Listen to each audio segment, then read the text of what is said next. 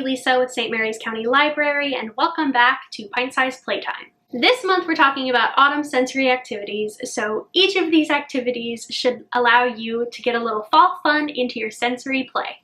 As usual, all 5 of these activities are meant to engage all 5 of your little one's senses and encourage learning through sensory play. These activities may get a little messy, so I do encourage you to either go outside, lay down a tarp, or just prepare for some cleanup at the end. First up, I'm going to show you how to dye rice. Rice is a great sensory material. It's really fun to play with, it makes a really nice noise, and when you dye it, it just adds to the sensory experience. You can dye your rice one color and use it almost like grass for a dinosaur sensory play, or you can dye it a bunch of different colors and do a rainbow sensory play. Today, I tried to dye my rice in a little bit of a spookier theme, so I went with purple and orange. To dye your rice, you're going to need some Tupperware containers or Ziploc bags.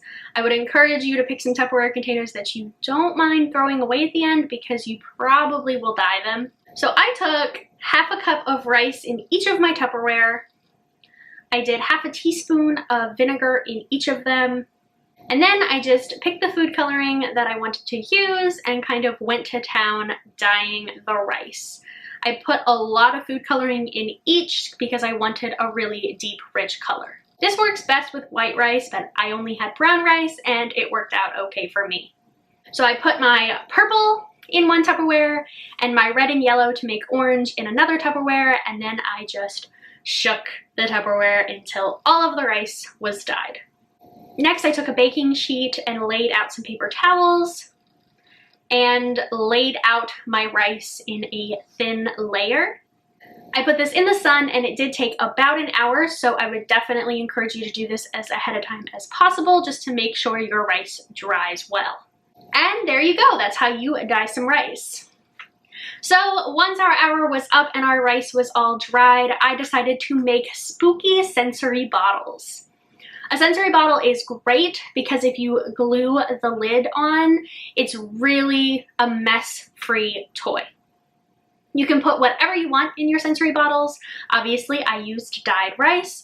You can use beads, pom-poms, anything that you can really think of that's going to make a different noise is great to put in a sensory bottle, and it's a really easy, simple sensory toy to make. I also added glitter to mine because I thought it would make it a little bit more fun. If you wanted to do a monster themed sensory bottle, you could add googly eyes.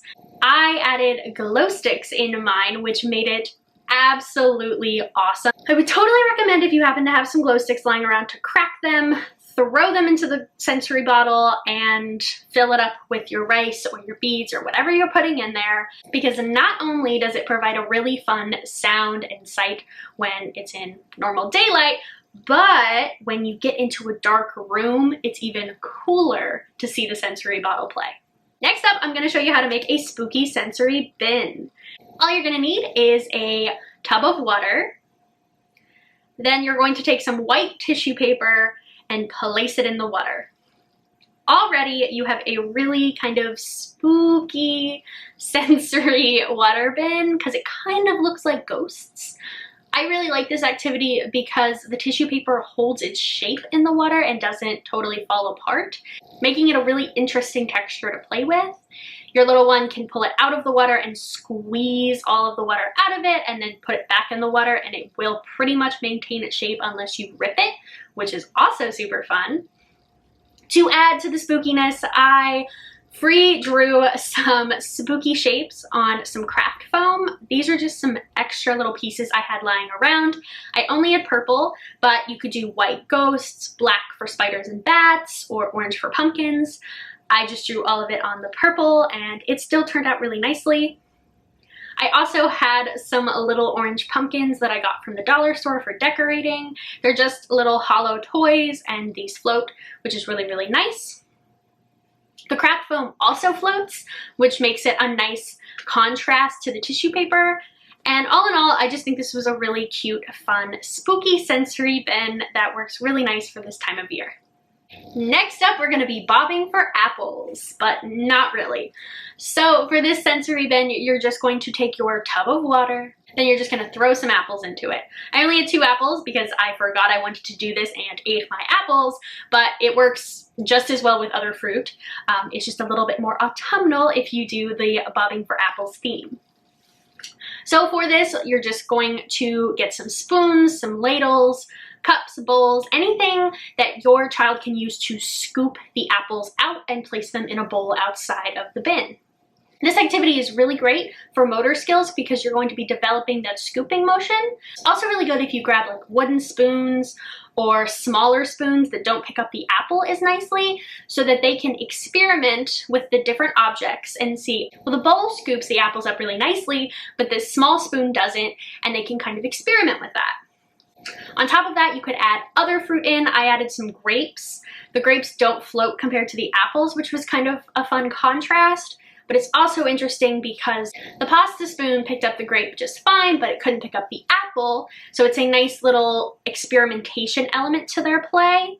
You can make a sorting activity out of this if you place multiple bowls outside of the bin. If you've got different colored apples or different fruit, you can have them sort the different colors or fruit into the bowls and just add a different element to your play. This is a super fun and safe way to bob for apples in the autumn. Next up, we have a super simple sensory bin. You can pretty much accomplish the same thing by raking a big pile of leaves in your yard and having your child play in that pile and experience the crunchiness of the leaves. But if you don't have the option of raking a big pile of leaves, you can go on a nature walk. So you can do this by your home or maybe go to a park and look for different things that remind you of autumn. So grab different color leaves. Ask your child if they can pick out a green leaf, a yellow leaf, a red leaf, and a brown leaf. If they can find a leaf still attached to a stick. If they can find an acorn with its hat, an acorn without its hat. If they can find a pine cone, anything like that, just go on your nature walk and collect things from nature. It's beautiful this time of year and we all want to get outside and experience the beautiful weather while we still can. So I would definitely encourage you to take your child along on this nature walk and collect things for your sensory bin. You can also check for bugs before you bring it inside your house, which is the one benefit of not just raking up some leaves and letting your child play. You have the ability to, pick out any bugs that may have been clinging to any leaves. This is also great because once you have your autumnal sensory bin, you can just keep that for a few days. So even if it's raining outside, your child can still play in the fall leaves inside and have that great sensory experience with the crunchy leaves and the sticks and the acorns and anything else that you can grab from outside. I even grabbed a couple blooms from my mom's, which added nice little pops of color to my sensory bin. Our last activity today is a pumpkin investigation tray or a pumpkin sensory tray. You can do this in a bin as well, or if you're carving pumpkins, you can just let your child reach in and get all of those pumpkin guts out. It's a really great sensory experience because it's very different from a lot of other things that we may play with in day-to-day life. So for this, I just took a small pumpkin. You can take just any kind of remnants you have from carving pumpkins. That would honestly be a little easier if you just take whatever pumpkin chunks and guts that you have left over from your carving pumpkins, but I just took this small pumpkin and cut it into pieces and then separated the pieces out. So I had a little pile of pumpkin guts and seeds, some of the pumpkin chunks, and then the actual pumpkin stem. Then you can just give your child a spoon, some tongs, you can give them magnifying glasses if they're a little older, and they can just play with the pumpkin. It's really interesting for the child to see, the full pumpkin and then it kind of deconstructed, and being able to play with all of those elements and all of that contrast gives a really fun experimental playtime. So those are all of my autumn sensory activities. I really hope you'll try some of these out with your child. If you do, please tag the library in your photos and videos. We would love to see them. Tune in next month for even more sensory playtime ideas. Thank you so much for watching. Bye.